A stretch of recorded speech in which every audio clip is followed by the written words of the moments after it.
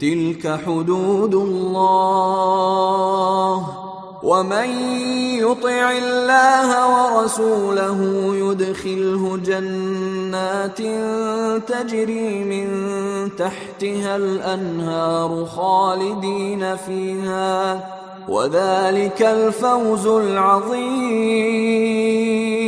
ومن يعص الله ورسوله ويتعد حدوده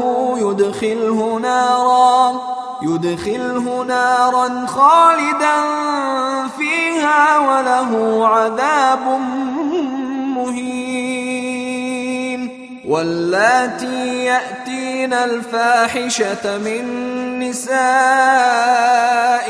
فاستشهدوا عليهن 4 منكم، فإن شهدوا فأمسكوهن في البيوت حتى يتوفاهن